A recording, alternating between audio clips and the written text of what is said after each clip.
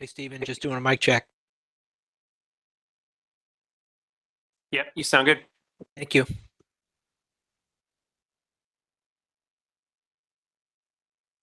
Morning, Steve. Can you hear me? This is Paul Rago. Yep, you sound good, Paul. Thank you. Pat Gear. Hey, Stephen, can you hear me? Yep, you sound good. All right, great.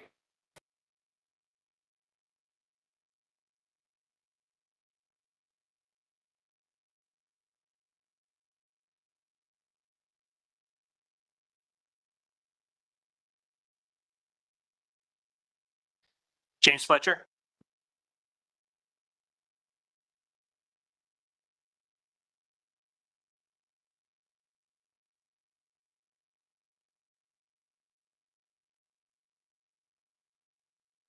Am I fading in and out now? Yep, we can hear you, James. No, I want to know if I'm fading in and out. Am I breaking Sounds up? like you're still fading in and out, though.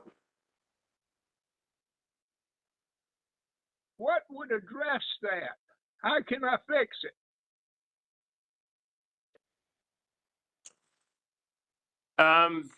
Could be a few things. We'll have to troubleshoot it at a different time, but I can try and help you with that after the meeting. All right.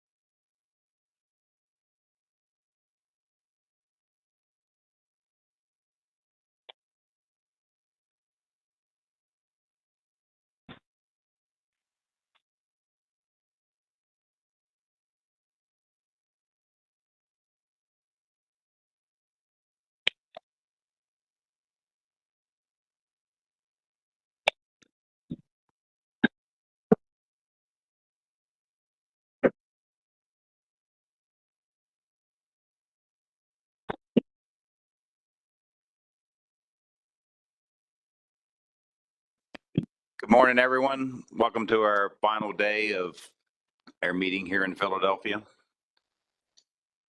As you know, I'm on a time crunch, so I'm going to get things really moving along. Let's start with the SSC report. Dr. Paul Rago, whenever you're ready. Okay. Thank you, Mr. Chair. This is Paul here. Thank you. Just wanted to, I do not have a report for you today, but there are 43 pages of pure reading pleasure behind tab 16. We met on July 23rd to the 25th. It was a very good team effort. And I especially want to thank the center for their assistance and participation at the meeting. We had very good representation and got us through some critical points. We addressed 9 different species, 8 of which we've discussed this week, 1 of which, butterfish, we'll discuss next month. We also heard the report yesterday from the subcommittee on the recreational measures setting process framework addenda. Tom Miller gave you that presentation yesterday. We do have, I'll give a little bit of background on an update. Surf clam genetics. This was a study directed by Matthew Hare at Cornell University. This is a follow-up to some work that had been earlier reported. Some of the sampling had been lost due to the COVID pandemic. It was, some interesting, very interesting science. It provides some strong empirical evidence for linkages among areas, and that hypothesis is known stepping stones with isolation by distance. Basically, the farther you are apart, the less likely you are to move, but there is good evidence of linkages in near-term sites. It also showed via repeat sampling, that is sampling conducted over a 20-year period, that there is some persistence in these things. So these aren't simply artifacts of genetic methods. These are known as operational taxonomic units, otherwise known as subspecies. There are some hybrids in the mix too. Most of the commercial landings come from what is called the offshore, the OTU, or Operational Taxonomic Unit, but with a little bit from the inshore. These data will provide a good long-term basis for evaluating climate change, and should be very, very valuable in that context of changing conditions.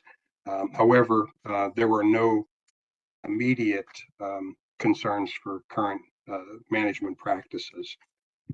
So the next item, under other business, the SCS 8, which is the joint meeting of all the SSCs from around the country, will be meeting in Boston August 26th through the 28th. We view that as a way of the other SSCs catching up with the Mid-Atlantic SSC. The topic will be dynamic reference points in a changing environment. So there'll be a focus on developing some actual tools to be used for management. And then finally, our next meeting of the SSC will be September 11th and 12th. So, and we'll be meeting in Baltimore. So thank you, Mr. Chair. That's all I have to say for today. I'm happy to answer any questions. Thank you, Paul. Any questions for Paul? Adam Nowalski. Morning, Council. Good morning, Dr. Rago. National Standard 1 of Magnuson tells us that management measures shall prevent overfishing while achieving optimum yield. The SSC recommends ABCs as a function of the Council's risk policy for overfishing in conjunction with the OFL that comes from the most recent assessments. In multiple reports this week during spec setting, we heard that the SSC noted that continued exceedance of ABCs may give reason for the SSC to consider more conservative catch advice to prevent overfishing. The Council has demonstrated yesterday is prohibited from exceeding that catch advice. However, we also saw a slide that demonstrated that despite having a recent history of ABC overages, Black sea bass wasn't experiencing overfishing in almost all of those years. We also saw a slide that demonstrated that a number of consecutive assessments now for Black sea bass have been predicting a sharp decline in biomass that doesn't appear to being realized. So the question that comes from that is, Dr. Rago, could you elaborate on an analysis the SSC could or would do to demonstrate that more restrictive ABCs as a response to ABC overages are truly needed in the name of preventing overfishing, and conversely to the concept of more restrictive catch advice, what would it potentially take for the SSC to consider less restrictive catch advice with the goal of achieving optimum yield when a species is at a high biomass and there's a repeated trend, maybe we could even call it a bias in modeling guidance for that species, that the biomass is being underestimated in model projections? Yeah, thank you, Adam, for a very thoughtful and detailed question. Basically, there are a lot of questions embedded within your the question there. I mean, a lot of it boils down to aspects of well, let me try to unwrap it a little bit here.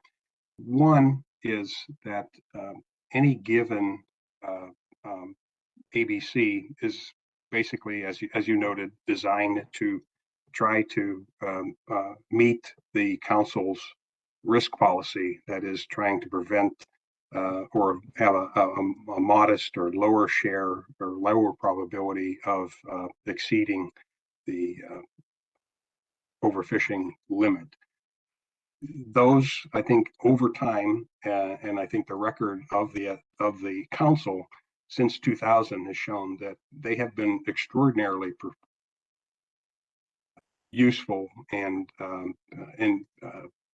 sufficient to allow for rebuilding of a lot of stocks: fluke, scup, sea bass, bluefish, all of them rebuilt under the council's direction and the council's sound management. That I think is a pretty good testimony to all of that.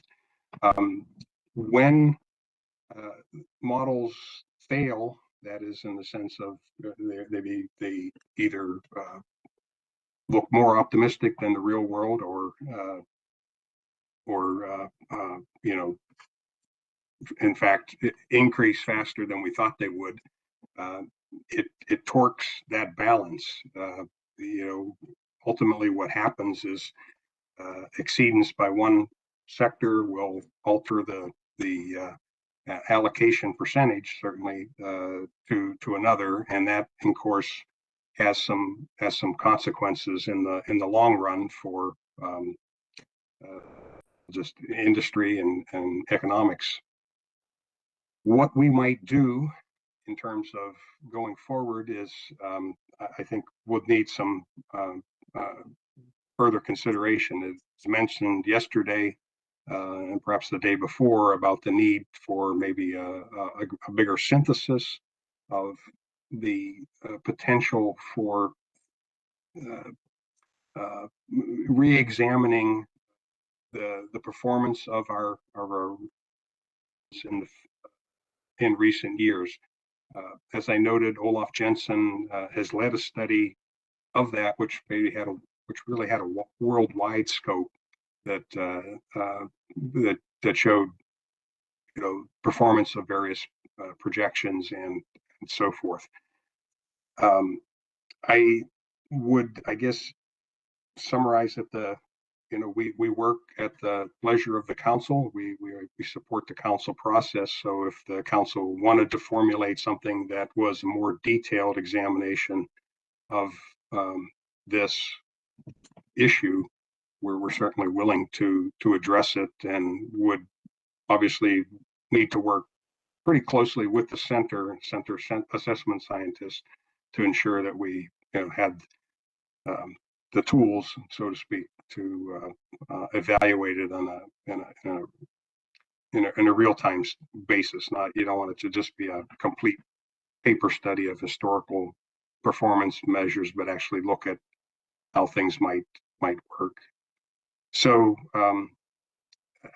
you had a long question. This is and I'm probably giving a longer answer, but we're certainly would be willing to take a look at those kinds of issues, and then just for one piece of clarification for black sea bass, I again reiterate the fact that the estimated productivity of that resource, that is the potential MSY that can be taken from it, changed, and that changed fairly significantly with this new assessment. It's on the order of 24 to 25% reduction.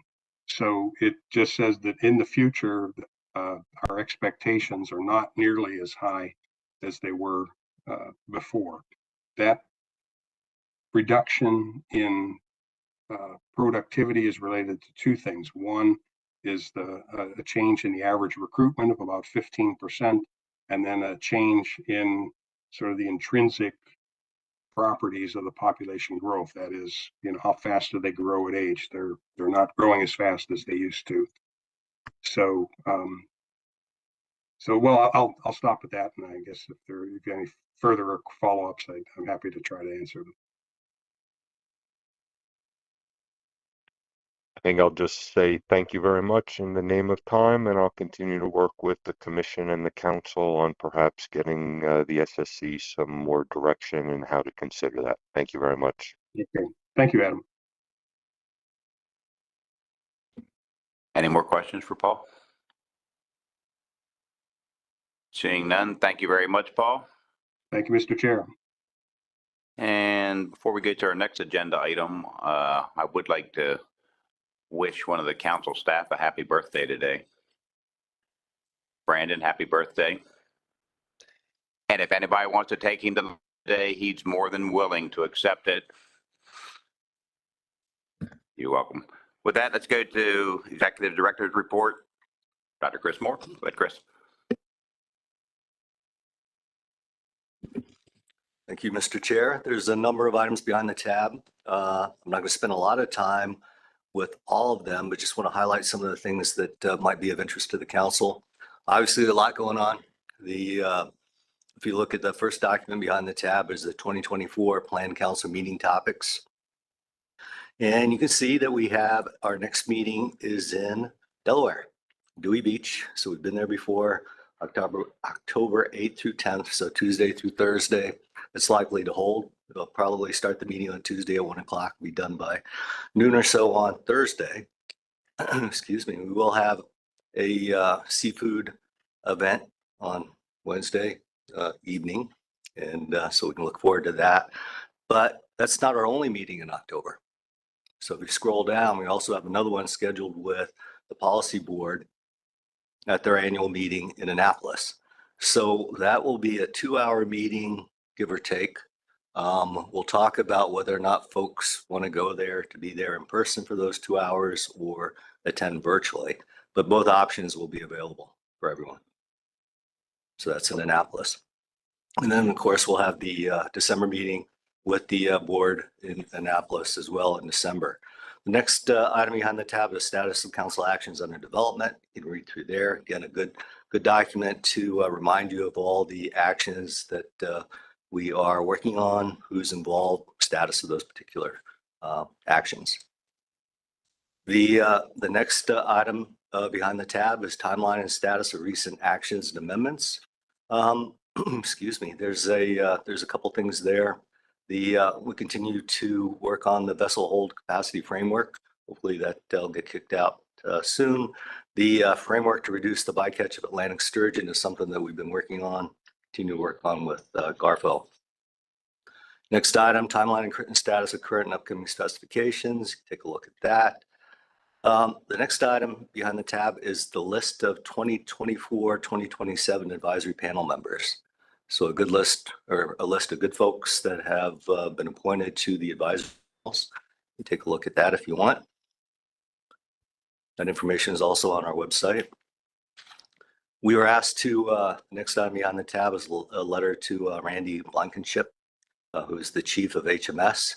We were asked to comment on a particular document that they sent us. And it says basically, I'm writing to express support of NOAA Fisheries Initiative to explore a proposed rule on gear considerations in Atlantic highly migratory species fisheries.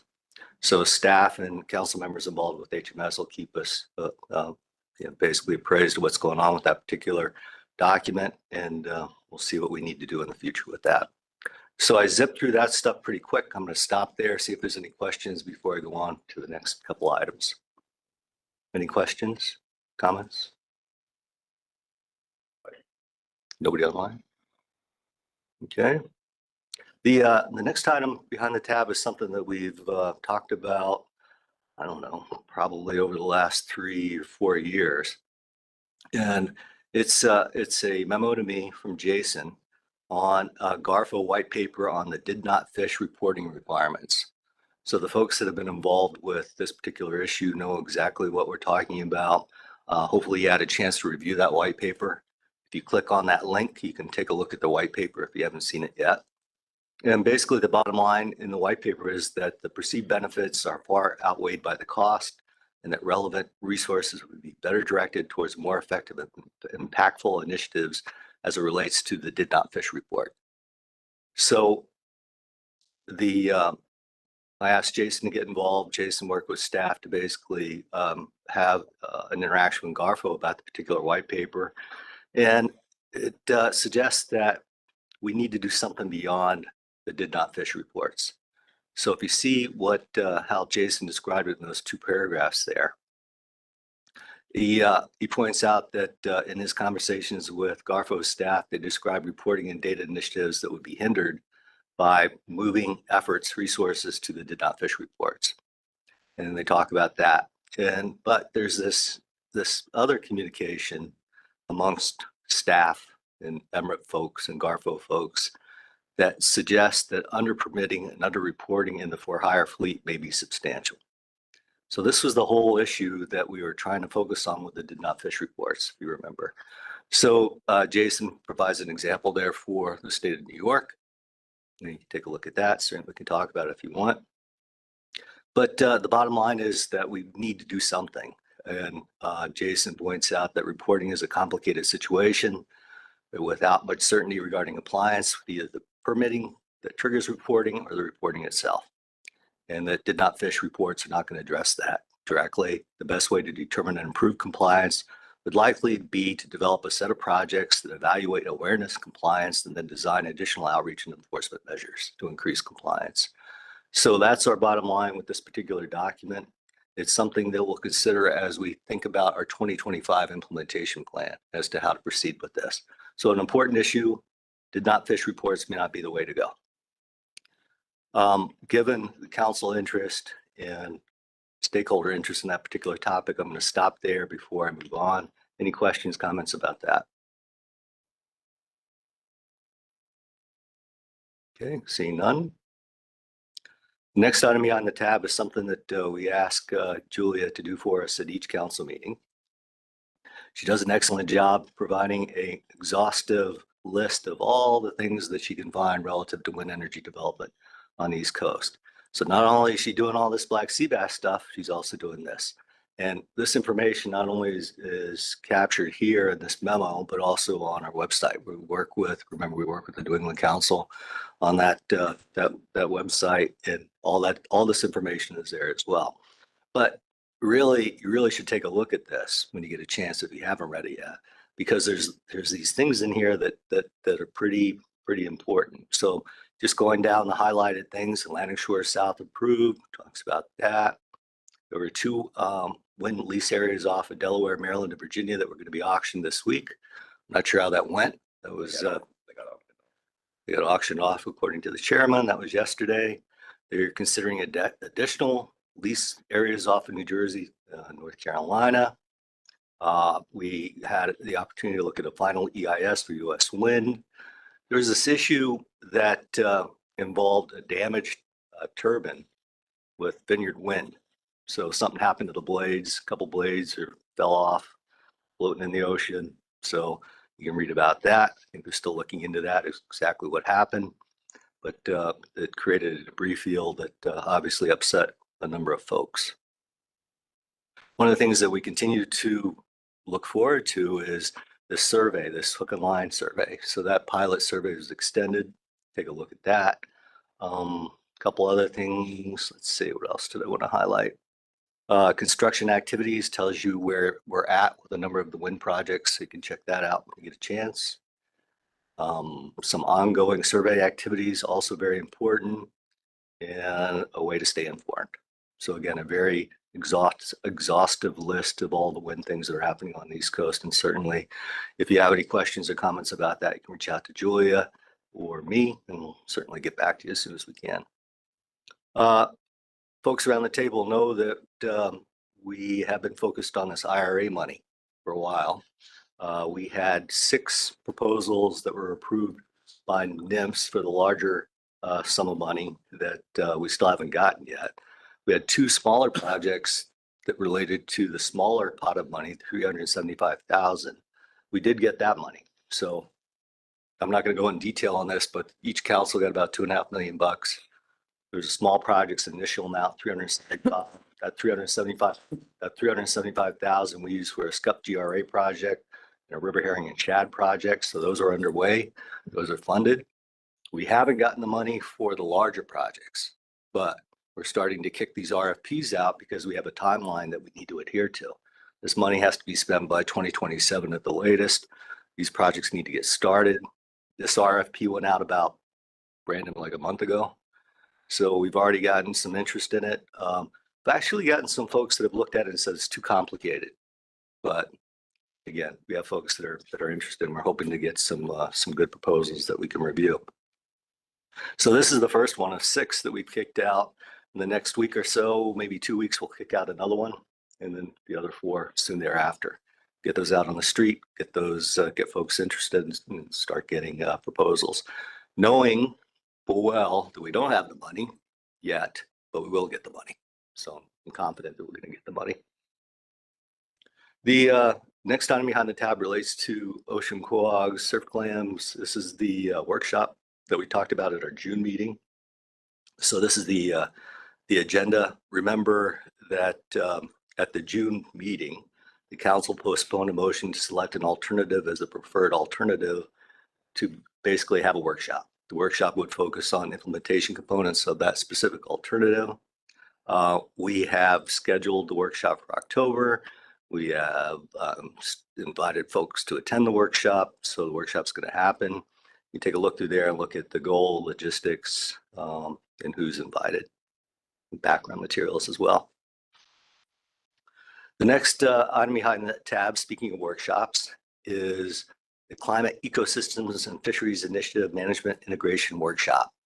That workshop was something that was generated through conversations that we had between East Coast Council's Commission, leadership at Garfo and the Science Center.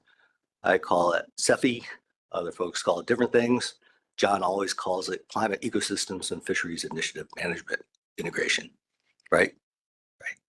So acronyms are bad. So I'll try not to use the acronym, but take a look. This is a good background document just to bring you up to speed as to what we're talking about and what we plan to do at the workshop. In John's overview this morning about the Science Center, he's going to talk about what this actually means for folks that aren't aware of what Climate Ecosystems and Fisheries Initiative Management is. Okay. That workshop starts today. So there's folks that are in the room that are going to stay in the room, and the workshop goes through tomorrow at 1 o'clock. The next item beyond the tab is a letter to Wes from Mike Pentney. It's the 2023 annual report of the IFQ cost recovery program, indicating the fees, recovery fees associated with that particular program. You take a look at that if you're interested. And then the last two items beyond the tab are comment letters. One is from Glenn Goodwin regarding butterfish and asking the Mid-Atlantic Council to request a change in the mesh size regulation for butterfish through the specification process. We'll be talking about butterfish at the October meeting. So that's something that we'll talk about then. And then there's another email from Dan Axelson regarding Magnuson-Stevens mackerel. So those are the items that appear behind the tab, except for one other one that was added as a supplement. And this is a notice that we're holding a public webinar on Tuesday, next Tuesday at 2 o'clock. So Mary is going to be leading the conversations related to the 5-year strategic plan. So everyone, the council is invited to listen in and participate in that as well. We're hoping to get some public input regarding our strategic plan. Remember that we'll be looking at a draft strategic plan at our October meeting. So the information, the input that we get from this particular meeting will be input into that as well. And with that, Mr. Chair, I think I'm done. I'm glad to answer any questions from anyone. Thanks. Any questions for Chris? Rick Bellavance? Thank you, Mr. Chairman. With your permission, I was trying to find my hand for the did not fish report item, and I know you gave us extra time, but I was scrambling a little. So I'm wondering if I could just have a quick second for a comment. Thanks. So I don't think it's a secret that I'm supportive of the did not fish report requirement for the for-hire fleet, not necessarily the commercial fleet. I have concerns that if there is a lack of compliance on the for-hire side, that the effort component of the catch estimate for the for-hire fleet is derived from the VTRs, and not really knowing if permit holders are reporting or failing to report or did not fish. There's a difference there. Just thinking it'd be helpful to get that better understanding of that. Our council hasn't had a chance to really dive into the issue ahead of the next NRCC meeting, but I will take your letter back and am supportive of the concept of some outreach first to see if that works. So if there's anything we can do to help there, I'm sure we'd be happy to pitch in. But still just want to say that I think it's a worthwhile venture to look into implementing those did not fish reports in the future. James Fletcher? Dr. Moore, could the streets,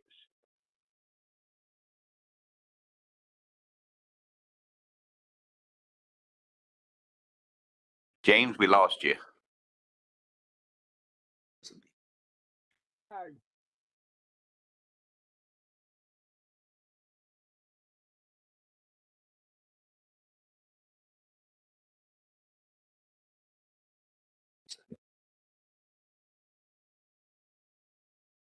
Yeah, James, if, since we can't hear you, if you want to type it in the chat, if you have a question, we'll get it to Chris. Seeing no more comments or questions. All right, Chris. So waiting to see if Jim has an opportunity to get that into the chat. The other thing I just want to highlight, a couple folks have asked me about our recruitment effort to find a replacement for Carson. Remember, Carson left about, well, how long she's been gone? 6 months, something like that. So anyway, we've been basically one person short staff, and I'd hoped that I'd have someone hired by now, but I haven't. So I made an offer to someone. After careful consideration, they turned me down. Got another offer out there, so hopefully that one's going to work. And by the next meeting, I'll be able to announce our new staffer. So still working on that. And with that, Mr. Chair, I don't know if Jim had an opportunity to get that in the. No. He's asking, could strategic plan include total utilization by recreational? Jim, I would encourage you to attend that webinar on Tuesday and bring up that point.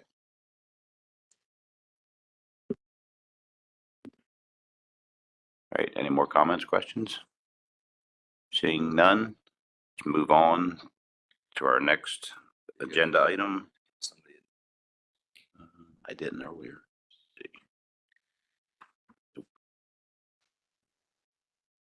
All right, let's move on to organizational reports. Garfo report. Mike Penny. Thanks, Mr. Chairman. Number of items to go through quickly, and then I'll certainly take questions at the end. On August 12th, we published a proposed rule for the sturgeon action. That's framework 15 to the monkfish FMP and framework 6 to the dogfish FMP. So that's joint with the New England Council, you recall. The action proposes council submitted measures for the monkfish and spiny dogfish fisheries to reduce bycatch of Atlantic sturgeon. The comment period for the proposed rule closes on September 11th. For the mackerel, squid, and butterfish fisheries, on July 23rd, we published the final rule implementing specs for species managed under that FMP, effective August 22nd. The rule sets the 2024 ilex and longfin squid specs, projects both the 2025 and 2020 for spec for ilex and 2025 and 2026 specs for longfin, and reaffirms the 2024 butterfish as well as the projected, the 2024 butterfish specs, as well as the 2024 and projected 2025 chub mackerel specs.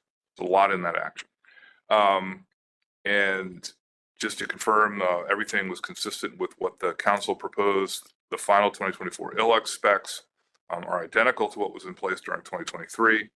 And the final 2024 longfin specs are nearly identical to what was in place in 2023. The only difference is a slight increase in the discard rate, which results in a slight decrease in the commercial quota. On August 5th, we published a proposed rule for framework 16 to the mackerel, squid, butterfish FMP.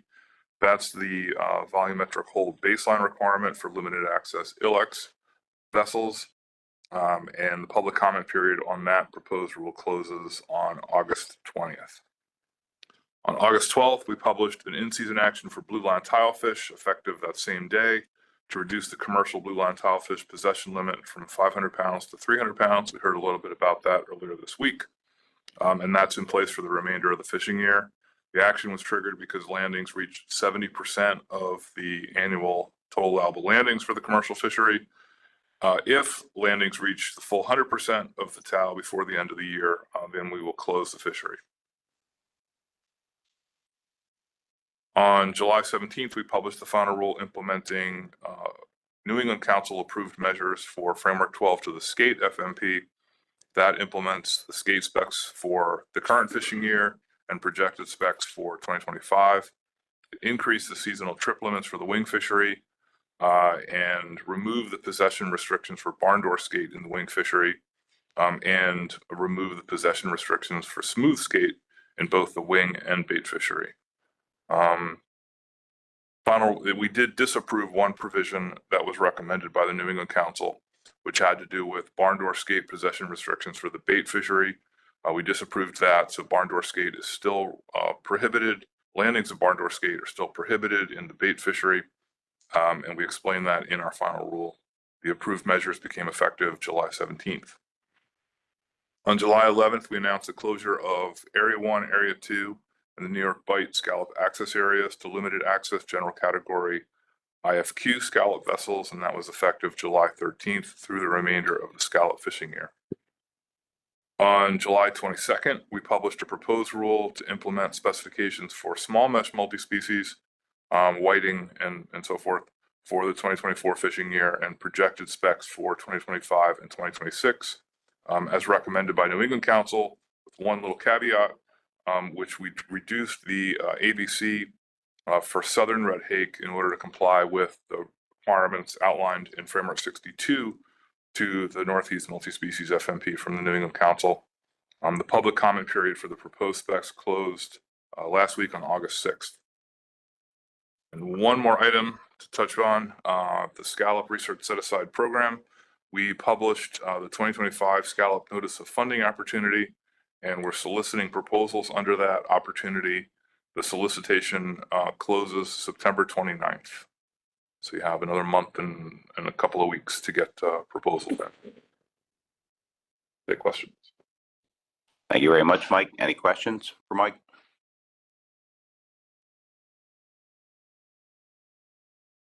Seeing none. Thank you very much. Let's move on to Northeast Science Center Fisheries Report. Dr. John Hare, whenever you're ready. Thank you very much, Mr. Chair. I will try to be brief. Our Atlantic Surf Clam and Ocean Quahog survey is underway on the fishing vessel Pursuit. It's taking place from August 7th to August 21st. Our summer ecosystem monitoring survey is also underway, but it was delayed 3 days owing to ship staffing issue. It was supposed to depart on Friday, August 9th, and they departed on Monday, August 12th. Our 2024 fall bottom trawl survey is preparing to depart the first week of September. There are no known delays at this point in time. Our bottom trawl survey lead did leave for another opportunity. So we are planning a temporary detail position for this and as we start the hiring process. In terms of cooperative research, we are planning for the 2025 Northeast Cooperative Research Summit to be held in Maine on January 28th, 2025. So look out for more information for that. And as Dr. Moore mentioned, the next hook and line survey is scheduled to begin in September and will go through November 2024. Northeast Trawl Advisory Panel, I won't give any updates. Hannah did a good job sort of providing the status of that activity. Thank you. In terms of observers, on May 2nd, the 2024 Sea Day schedule was released. There was a 32% reduction in the amount of sea days assigned, and that is because of just budget not allowing for the budget being flat and costs going up, therefore a reduction in the amount of sea days. Quarter two, which is April to June, was successful with 99% of the sea day schedule accomplished, and quarter three, which is July to September, is off to a good start. As of the end of July, which is a third of the way through, we had 32% of the sea day schedule accomplished. In terms of assessments updates, we did spend time yesterday and the day before talking about black sea bass and golden tilefish, so I won't go into that. For the management track assessments, the assessment oversight panel meeting was held on May 23rd for the September management track stocks. And these stocks are all New England Fisheries Management Council stocks. There will then be an assessment oversight panel meeting sort of January, February for the 2025 spring assessments. And there will be several Mid-Atlantic Council stocks assessed next spring. In terms of research tracks, the Yellowtail Flounder Working Group will present their work to the peer review panel on November 18th to the 22nd. I mentioned that here because that working group has been continuing to develop projection methods, and there may be results from that that research track that can inform the Black Sea Bass management track in 2025. We are planning to solicit members for the 2027 research track working groups this fall.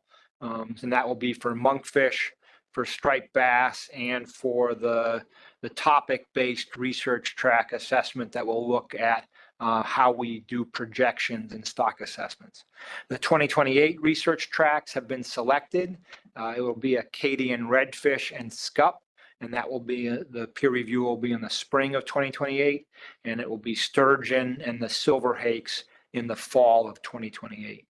We've also selected a topic-based biological reference points research track for 2029, and witch flounder will also be the topic for a research track in 2029. So you can see the research track schedule is fitting a number of Mid-Atlantic Council needs and addressing some of the issues that came up yesterday when we were discussing Black Sea bass. In terms of protected species, Northeast Fisheries Science Center and collaborators continue to conduct aerial surveys in the Mid-Atlantic, and we have a large number of passive acoustic monitoring receivers out throughout the area, and all the new detections are available online, whalemap.org. And I can provide that. I'll provide that to Dr. Moore so you can see where whales are being detected. There has been a significant aggregation of whales in the Hudson Canyon region south of Long Island. There's been a number of dynamic management areas that the regional office has announced around those whales. In terms of offshore wind, Northeast Fisheries Science Center and the regional office led Northeast Fisheries Science Center supported a letter to the developer just providing recommendations to develop a standardized and year-long monitoring approach to assess the impacts of the blade failure on fish and vertebrates, wildlife, and fishing activity. Again, we could submit a letter making recommendations, and we will see what the developer does with those recommendations. In terms of ecosystem-based fisheries management, we've heard about the plan earlier here at the council. We are developing the state of the ecosystem report for both councils, which is an annual process, and we continue to improve the synthesis across the indicators to provide and be responsive to council needs. We also are continuing to develop ecosystem and socioeconomic profiles as part of the research track process, and those will be included in the longfin squid research track, which is coming to conclusion, I believe, in 2025. Just Climate Ecosystem and Fisheries Initiative, which Dr. Moore mentioned. I will spend just a little bit more time here describing what that is. It's a cross-NOAA effort to provide climate-informed advice and increase the capacity for using that advice in fisheries management. It leverages existing investments in NOAA on research, modeling, observations, and decision-making. NOAA, the Oceanic and Atmospheric Research component of NOAA, is one of the global leaders in climate modeling and physical oceanographic modeling. So working to leverage that expertise and apply it to the fisheries management and protected species management problems. We are using Inflation Reduction Act funds to build high-resolution physical oceanographic models in every U.S. region. So there's an East Coast model, a West Coast model, an Arctic model, sort of a Western Pacific model and a Great Lakes model. These are, relatively, they're regional. So from a global perspective, they're looking at a particular region of the U.S. The East Coast model goes from the Caribbean all the way up to close to Greenland, sort of the Labrador Sea, and it's relatively high resolution, 10 to 12 kilometer resolution. And that's on the OAR side. On the NOAA fishery side, at every fisheries science center, we are putting together decision support teams, and their job is going to be to use the output of these models to apply to fisheries management problems. And these are called decision support teams. And these teams will focus on the regular delivery of ocean forecasts and projections, and then connecting these to the operational delivery of ecosystem scenarios, risk assessments, and informing management. Really increase the ability to use this climate information to reduce the risk or create opportunity in the fisheries management realm, and help improve planning for both extreme events and longer term changes in the ocean. Some examples. In the Northeast, that Northeast model, which I described, is the first model out of the gate. The model is up and running. It has created sort of historical conditions for the East Coast. And part of the work in the yellowtail flounder research track is to use those historical conditions to better understand recruitment. The Northeast Decision Support Team, we have the team in place. With the IRA funds, we've been able to hire 3 new federal employees and 1 contractor employee, and they will be working in the Ecosystem Dynamics and Assessment branch. That's the group that supports the State of the Ecosystem reports. That team includes, the new hires are, an ecosystem modeler, sort of someone who specializes in spatial analysis. We have the social scientists, and then the oceanographers, and then we are bringing in other expertise from the Science Center, including our stock assessment scientists. To put this into a real world example, and I'm going off the script here, but to put it into a real world example for black sea bass, we can expect to see the results of the Climate Ecosystem Fisheries Initiative starting to come into the black sea bass science, possibly in the 2025 management track, higher probability in the 2027 management track. These management tracks could use projections, environmental projections based on the ocean forecast of bottom temperature, not based on the statistical forecast of bottom temperature, which I described yesterday. It's also possible to think about using a decadal ocean forecast to then forecast the black sea bass population out for a decade and look at sort of scenarios in terms of fishing effort, and help inform some of the longer term decisions that are being made here at the council. And then and that's an if, capital IF, if, underline, bold, if black sea bass were to become overfished and enter a rebuilding plan, this oceanographic information could be used to inform the rebuilding plan using the decadal projections. And I will add climate ecosystem fisheries updates to my report to keep the council informed as we move forward with this effort. Last item in my report is something else that has been added recently, marine carbon dioxide removal. We talked about it a little bit at the previous council meeting. My understanding, I believe, I sent around the update, Woods Hole Oceanographic Institution has postponed their experiment south of Martha's Vineyard to 2025. The reason given was ship time availability, and I confirmed with the regional administrator that their permit at EPA has also not been approved nor disapproved, so they're still waiting to hear on their permit. So that experiment is not going to occur until 2025. And if I may, Mr. Chair, I'm going to reflect a little bit on the conversation that we had yesterday around black sea bass. I don't usually do this. I'm not sure if I've ever done this, but I feel obligated to say a few words.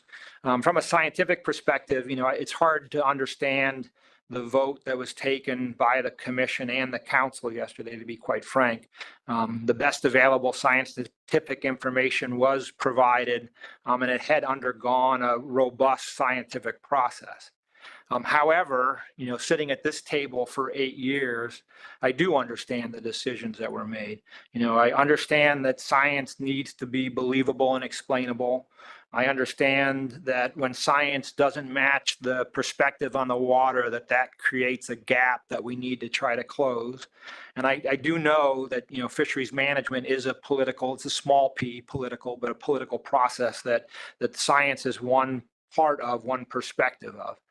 The Northeast Fisheries Science Center will continue to improve the science to support Black sea bass management, and we will have a 2025 management track, which effectively will be a hypothesis test for us all to see where we are. But I also believe there's opportunity, and I'm sorry that the commission is not here, but the state directors are and state representatives are. There's also an opportunity for the states to consider management measures to reduce discards.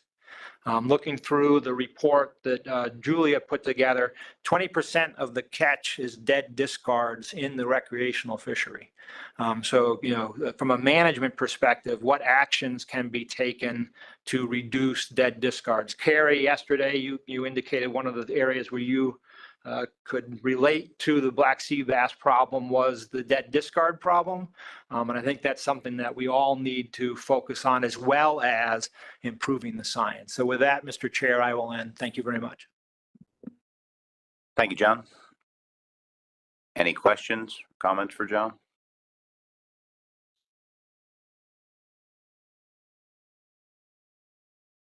Seeing none, thank you very much. Let's move on to no office of general counsel. John Almeida, whenever you're ready. Thank you, Mr. Chair. Can you hear me all right? You sound fine. Thank you. I'm going to start with the Loper, Bright, and Relentless case. As you probably heard, at the end of June, the Supreme Court issued a ruling in these cases. You may recall that these cases were industry challenges to the industry-funded monitoring program in the New England Council's Atlantic herring fishery. NIMS won these cases. The Loper Bright case was in the DC Circuit, and the Relentless case was in the First Circuit. And the Supreme Court took up the cases solely to address the issue of the Chevron doctrine. Chevron is a means by which courts considered an agency's interpretation of a statute, and if there was ambiguity in a statute, it generally provided deference to an agency's interpretation. The Supreme Court decision overruled that Chevron case from which this doctrine came, which means that the deference it provided to an agency's statutory interpretation will no longer be available in courts reviewing a case where the case involves a challenge to an agency's interpretation of a statute. So we're in a post-Chevron world at this point, after the decision in Loper, Bright, and Relentless. So that's the big picture implication of that Supreme Court ruling. But these cases are about industry-funded monitoring, and the decision didn't rule on that. So it goes back to the lower courts, and they'll need to re-examine these cases in light of the post-Chevron world, in light of that decision. These cases have been remanded to the lower courts, and the DC and the First Circuit are actually dealing with them differently. The DC Circuit has set up a briefing schedule for this fall for Loper Bright with the same panel of judges who had the case before. So they're hanging on to it at this point. The First Circuit, on the other hand, has sent the case back to the district court in the District of Rhode Island, where the case started. And the judge in that case has scheduled a status conference for next week. So these cases, kind of the underlying issues on the industry-funded monitoring program, they're still unresolved, and the two different cases are being handled in two different ways. The next case I'll turn to is the Lofstad case. And this was, you may recall, this is a challenge to the Mid-Atlantic Council's Summer Flounder, Scup, Black Sea Bass Recreational and Commercial Allocation Amendment, Amendment 22. And the legal basis for this challenge is about the U.S. Constitution's Appointments Clause. The plaintiffs in this case argue that the council consists of members who were not appointed consistent with the requirements of the Appointments Clause. We received a favorable ruling in the district court, in the District of New Jersey, and the plaintiffs have pursued an appeal in the Third Circuit. The Third Circuit held oral argument on July 10th. So at this point, it's fully briefed, argued, and we're waiting for a decision. The next case of interest, I think, to this council would be the NRDC case in the District of Columbia. And this is a Magnuson-Stevens Act challenge to the Mid-Atlantic Council's Recreational Harvest Control Rule Framework. You may recall this case, it challenged both the Harvest Control Rule Framework as well as the 2023 Recreational Measures Rule that used the percent change approach for the first time. The parties briefed those claims, and the court didn't rule on the cross motions for summary judgment. And then the 2024-2025 rec measures rule was published. So with that new rule, the plaintiff added a challenge to that new 2024-2025 rule into the case. Very similar to the challenge to the 2023 rule. And the parties very quickly briefed the merits on that on this new claim. And at this point, it's fully briefed. And unless we hear more from the court asking for more from us, either in the form of oral argument or additional briefing, we're at this point just waiting for a decision from the court. A case that Eric Reed asked about at our last meeting, this is the Green versus Biden case. This is a challenge to the president's Northeast Canyons and Seamounts Monument designation and the NMFS regulation prohibiting commercial fishing in the monument. This was filed in the Eastern District of New York by two commercial fishermen. The case alleges that the monument designation violates the Antiquities Act and the Constitution's separation of powers. This case is in the very early stages. The NIMS filed its answer to the complaint on August 8th, and that's sort of the first, response that you would file in a case. So it's in its very early stages. Turn to the chair's favorite subject, the right whale litigation update. In the Massachusetts Lobstermen Association case, this is the one in the District of Massachusetts that challenges the MMPA rule that would close a wedge area between already existing seasonal closure areas in state and federal waters. It's sort of taken on the name the wedge rule because it's a wedge shape between these two areas. You may recall this case moved very quickly. The court issued a ruling on the merits on March 15th, finding that the wedge rule violated the provisions of the 2023 Consolidated Appropriations Act and was therefore void and unenforceable until the end of 2028, when the provisions of that Appropriations Act expire. NIMS is appealing the district court decision, and since our last meeting, NIMS filed its opening brief in the First Circuit. Under the current schedule, which may change, but the plaintiff's brief is due September 11th, and NIMS's reply is due on October 2nd. Let's see, the CLF CBD case, you may recall this very long history of a challenge to the 2021 Fisheries Biological Opinion and the 2021 Take Reduction Plan rulemaking. The case is over on the merits, over on everything except the plaintiff's petition for attorney's fees. NIMS has until September 3rd. The briefing on that has been stayed until September 3rd, but that's the last remaining issue in that case.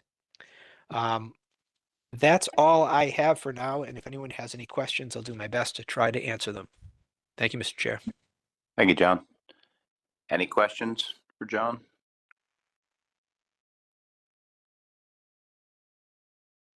Seeing none, thank you very much. Let's move on to no Office of Law Enforcement. Caleb Gilbert. Thank you, Mr. Chairman. Morning, council members. For those of you that don't know me, my name's Caleb Gilbert. I'm the compliance liaison for the Northeast Division of NOAA's Office of Law Enforcement. There have been no changes to our top two enforcement priorities within the Northeast Division. Those continue to be right whale conservation efforts and our support of the Observer program. As always, we continue to cover all living marine resource conservation objectives in our portfolio. I have a couple related points I'll share at the end of the report. And we don't have our Q3 written report available to the council for this meeting. Apologize for that. That couldn't quite come together in time, but we will be able to share that in advance of the October meeting to the council. So starting with our right whale enforcement efforts to reduce the number of ship strikes, numerous speed rule investigations are underway, and our case processing totals on our right whale conservation priority since 2022 are now up to 80 cases. That's up from 74 cases at the June meeting. So 6 new cases since the last meeting, bringing our total accumulated assessed penalty amount on speed rule cases since 2022 up to over $1,360,000. Regarding speed rule ship strike focused activity since the June meeting, we've conducted no new speed rule focused operations or patrols. Those efforts will resume at the start of the next SMA season beginning on November 1 with the start then of the migratory route and calving ground seasonal management areas. I can mention one right whale ship strike case that recently closed. Preliminary necropsy results came back that the cause of death of a right whale off of Virginia last March was the result of blunt force trauma consistent with a ship strike. An EO investigated vessels located contemporaneously with the estimated location and time that the incident took place, but ultimately closed the case with lack of evidence, unfortunately. I'll continue to report out to the council the results of right whale mortality cases as those close out. On to our Atlantic large whale take reduction plan, more of the gear enforcement side of our right whale conservation enforcement efforts. No new patrols or operations have been conducted exclusively by the Northeast Division since the June meeting, but we will document our numerous related third quarter efforts in our third quarter written report when that's available. Our state partners, state enforcement partners, in particular, Maine Marine Patrol, continue their related efforts throughout the summer.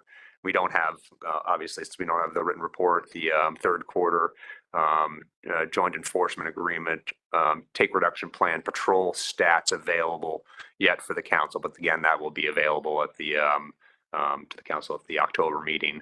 We did provide a brief update on our ropeless and enforcement efforts at the July 17th New England Fishery Management Council on-demand working group meeting. In summary, our current focus within Northeast Division related to ropeless is we plan to host workshops in the coming months with our joint enforcement partners on ropeless technology management and enforcement, starting with Maine next month, and then moving on to work with other states. We will likely focus this effort in the Northeast before moving on to work with our Mid-Atlantic JAA partners. Also related to right whale conservation, our investigative support staff continue our efforts to set up geofences around observed right whale sightings and alert vessels of whale presence by VMS who enter those geofences for up to 48 hours. So far in the fourth quarter, we've not set up nearly as many geofences as our investigative support staff created in the third quarter.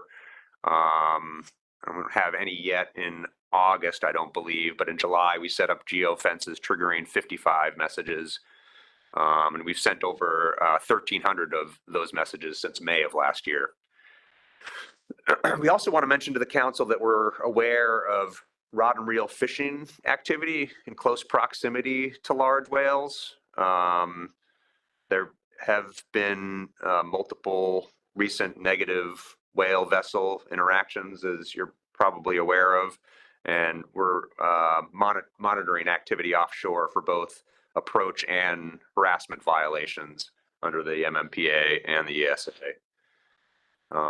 Moving on to our observer priority. Our observer liaison special agent conducted another enforcement training on June 12th to a new training class of observers for the June training program that they held. Topics are similar to the previous events he participated in, but include introduction to NOAA's Office of Law Enforcement, responsibilities of vessels to observers, role of observer when counting a problem or possible violation, and the role of NOAA OLE in providing observer support as well as observer conduct, I should say. We continue to work with the Northeast Fisheries Science Center Fisheries Monitoring Operations Branch staff to resolve issues. For instance, in early July, upon request from the Observer Program, investigative support programs initiated VMS tracking for a vessel with an observer on board after the observer reported a leak near the engine room. Investigative support program staff placed the boat on 5-minute VMS reporting, monitoring it until it landed safely in port, and providing regular updates to NEFOP Observer Program staff. Outside of our work on our top two priorities, there are a couple points I'll mention. I reported to the council last year that the jury trial involving owner-operator Chris Winkler of the fishing vessel New Age concluded last October 2023. If you recall, Mr. Winkler was convicted of conspiracy, mail and wire fraud, and falsifying federal records. He was recently sentenced to 30 months incarceration. In addition, sentencing for subjects in the other major jury trial I reported to the council recently involving the fishing vessel Western Sea out of Maine is also now complete. Related to that criminal trial that was held last March, the subjects were collectively sentenced to $206,000 in fines, over $143,000 in federal tax restitution, 144 months of probation, and 150 hours of community service. Both trials concluded investigations conducted by our staff over many years. Related to blue line tilefish, I always try to provide the council with an update on our enforcement work related to blue line tilefish. Only one new case has been closed since the June meeting, and that was with compliance assistance. That was a Maryland joint state enforcement partner referral for a wreck angler who was found on a dockside boarding to have fished for dolphin and blue line tilefish and lacked permits to fish for either species. Last, I have a couple personnel updates I'd like to share. First, at headquarters, our acting director, James Binnicker, returned to his role as headquarters assistant director, and our deputy director, if you can follow all that, Everett Baxter, has stepped up to take on the role of acting director. apologize if that's confusing. I'm not sure if that made sense even to me. We we hope to permanently backfill the director position sometime this fall. So I think Everett will probably stay in the acting director position until then. In NED, just in the Northeast Division, one of the 5 law enforcement divisions throughout the country, we're still working fairly well understaffed. In addition to one vacancy we have in mission support in our Division 1, which is Connecticut through Maine, we have 2 enforcement officer positions vacant. In our Division 2, which is New York South to Virginia, we have an EO and a special agent vacancy. And that's all I have to report today, Mr. Chairman. I'm happy to take any questions. Thank you, Caleb. Any questions?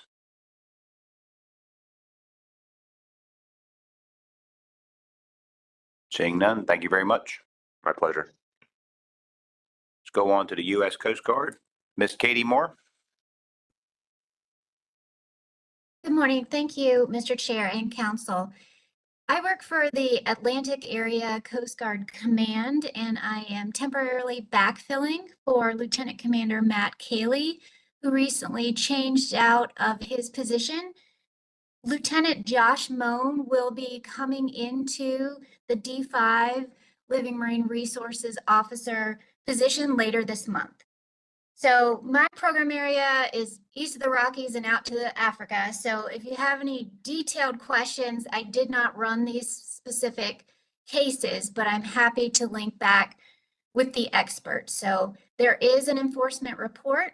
It is within your electronic briefing. And that was developed in collaboration with the branches of enforcement, as well as inspections and investigations. So you have that report, but I just wanted to hit some highlights. Unfortunately, like other services, Coast Guard has been experiencing some workforce challenges in terms of recruiting. So we were short about 10% of our enlisted workforce. That was up into the level of about 4,000 positions. This is due to low recruitment over the course of several years. So for Coast Guard to rebound, it's going to take a bit of time.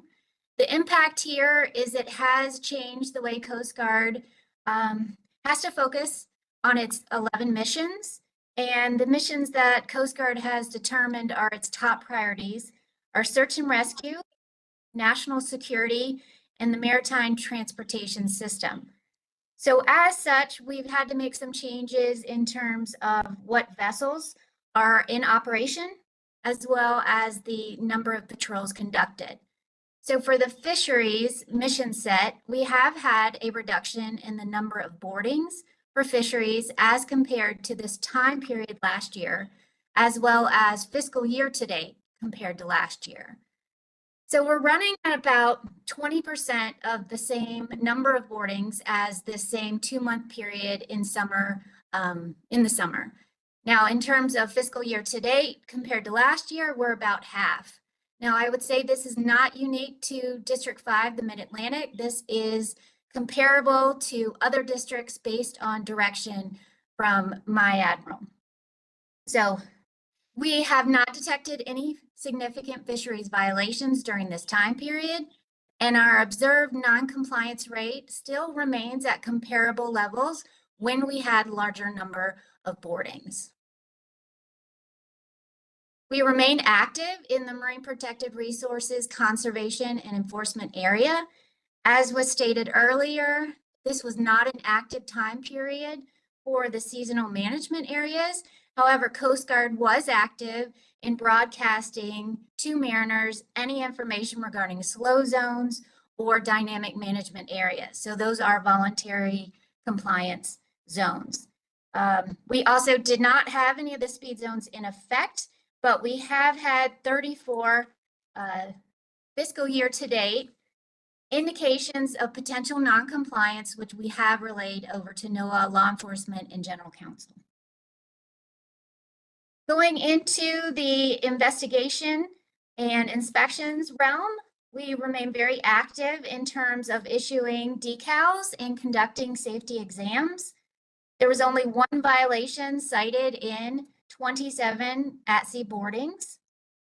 We had 3 marine casualties during this time frame, to which 2 of which resulted in Coast Guard on-water presence. There was 1 grounding outside of Ocean City Inlet. The operator did not require Coast Guard assistance. The Coast Guard did issue a broadcast. There was a loss of propulsion and steering, resulting in a disabled vessel in Manasquan Inlet. Coast Guard did assist with a tow. The vessel was adrift and it was approaching a jetty. We also issued a broadcast. And then another incident was unfortunately a male overboard off of Deal Island, Maryland. After an exhaustive search with many assets, including those from Maryland and Good Samaritans, unfortunately, the individual was not recited. There was 1 incident of potential oil spill. However, that remains under investigation and is not necessarily linked with a commercial fishing vessel.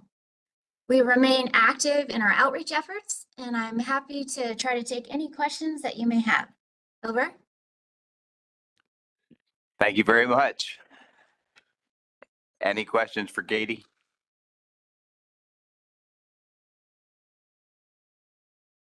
Seeing none, thank you very much for joining us this week.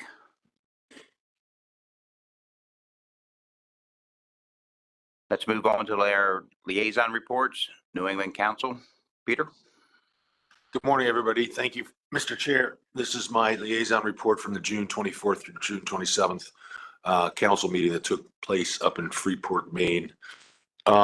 The Herring Committee report is the New England Fishery Management Council took action to analyze time area closures in management areas 2 and 3 to better understand where aggregations of river herring and shad overlap with the directed herring fishery. In regards to ecosystem-based fisheries management, EBFM, the council voted to task the executive director to work with the executive committee to establish an ecosystem and climate action steering committee that will advise the council on ecosystem processes, influences, and concerns, formally consider ecosystem trade-offs, evaluate government issues that impede ecosystem effects, and assist in steering integration of the Inflation Reduction Act project activities and results. The Groundfish Committee initiated Framework 69 for 2025 and 2027 that includes update status determination for cod stocks. There's 4 of them now. Set specifications for Georges Bank yellowtail flounder, all 4 cod stocks, haddock, plaice, witch flounder, pollock, and Atlantic halibut. Revised sub-ACLs and accountability measures for the yellowtail flounder and window pane flounder in the sea scallop fishery. The Scallop Committee report, the council set research priorities going forward for 2 years. They'd originally been 1-year priorities, and asked National Marine Fisheries Service to allow the scallop enhancement and research projects be funded for up to 3 years, just because it's going to take a lot of time to get those projects off the ground. They also initiated Framework 39 to set the fishery specifications for 2025 and consider adjustments to seasonal bycatch closures and flatfish accountability measures, which is something we address annually. And in regards to the Northern Edge, the New England Fisheries Management Council moved to discontinue development of the Northern Edge habitat / scallop framework. And that is my report, Mr. Chair. Thank you, Peter. Any questions for Peter? Chris? Thank you, Mr. Chair. Peter, I'm curious about that committee. I haven't had a chance to talk to Kate about it. Do you know anything about it? Like I don't, because it was just initiated. So, and I haven't heard anything since the June meeting that put anything forward yet. So I don't know. Okay. I think Kate's coming. She is. Yes, I'll talk to her today.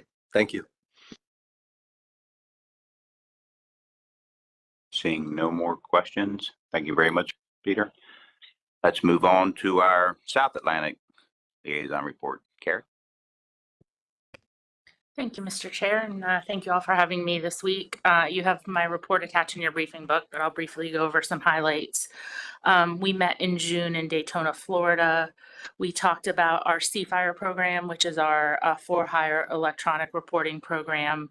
That program has been undergoing an assessment by the ACCSP Technical Review Committee. And what we want to do is sort of make that data better to be able to incorporate into the MRIP catch statistics. We're also looking at ways to make compliance better. That's a program that we share with the Gulf. And so currently we are looking at an amendment to improve that program. There are some permitting issues at the Southeastern office, so it's taking a little bit longer, but we're moving forward with that. Our council is also considering a for-hire limited entry amendment. We set a control date at our December 2023 meeting. Right, is that the right year? Yeah, December 2023 meeting, our last December meeting. And in the same vein, we're waiting for some updated permit information to figure out sort of what's been happening with those permits. What is our purpose and need of that amendment based on what's happening with those permits, and that will determine if and how fast we move forward. We are also looking at private recreational reporting amendment for our snapper grouper fishery. We have many advisory panels sort of talking about that right now, including a technical reporting advisory panel. We have a group of recreational fishermen advisory panel to talk about whether or not we can make this successful. As you can imagine, it's a heavy lift. There's lots of talk about costs and sort of effectiveness of this program.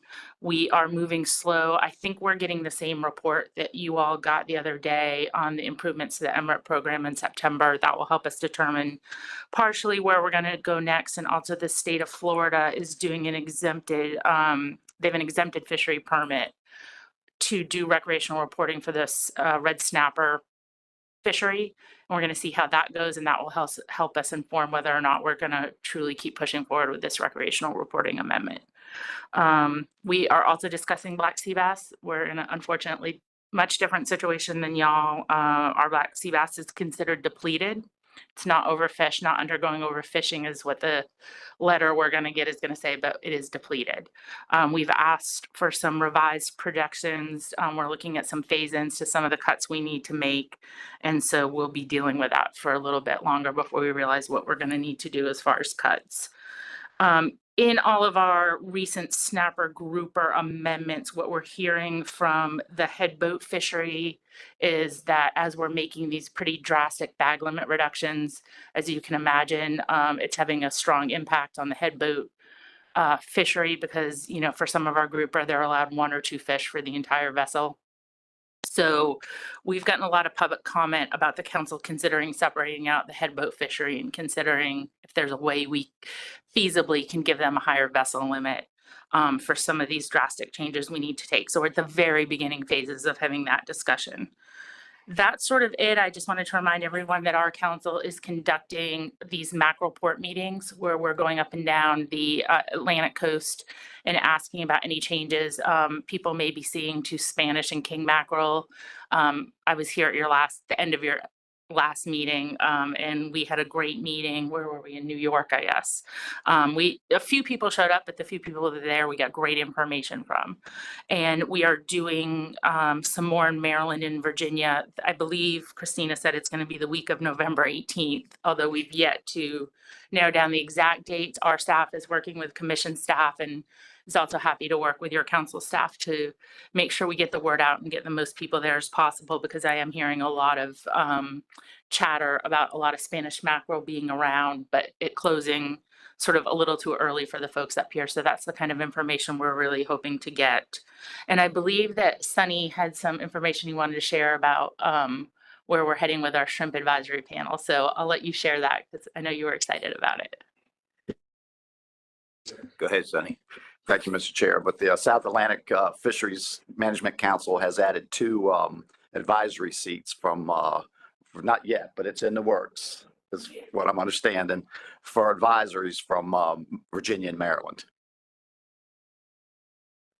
For shrimp, yes. Thank you. All right.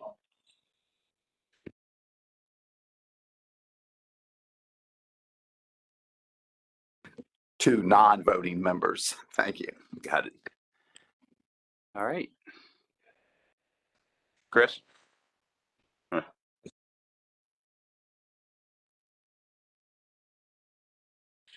Thank you, Mr. Chair. Carrie, you mentioned black sea bass and you said depleted. And you're gonna get a letter from the region, but has the science center indicated why? Any indication that, depletions due to something? Obviously, you said not overfish, no overfishing occurring, so it's not fishing, so. what's Yeah, so I happening? think our black sea bass has suffered from recruitment failure. And I know one of the things that keeps being mentioned in regards to a lot of our snapper grouper species is this concept of regime shift. And we're still sort of getting guidance on, I guess not us necessarily, our SSE is getting guidance on when that term can actually be used. I think there's one paper that sort of has 10 criteria that discuss, whether something can be considered regime shift. But my sense is that there is a conversation around sort of this poor recruitment as a result of regime shift. We've been trying to rebuild this black sea bass for a while and they're just not showing up at all. And I can speak personally from the commercial hook and line fishery. They're just not there. And so, I think they believe we're not going to be able to rebuild to the goalpost that you normally would set for it. Any questions for Carrie?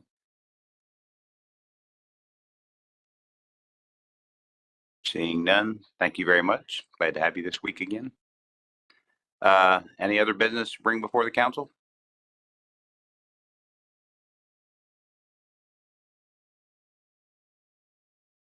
Mike Luisi? Just be really careful in Florida. I've been chair for a long time and I'd rather not go back to it at the next meeting. So just be careful when you're hunting your gators. Thank you for that. Sound like my mom and wife. Peter Hughes. And I would like to point out, and I would like to say thank you very much, Mike Luisi, for organizing the Philly tickets and the trip and the train ride in. Although we didn't win that day, it was still a great trip and it's beautiful, beautiful stadium. So very appreciative of that. We were shut out 3-0 from the worst team in MLB history. It's Philly. 4-0. I'm sorry. I stand 5. I stand corrected. We were shut out 5-0. Left early. Left early. So they're the worst team in history. So, but I will say that last evening the Phillies won.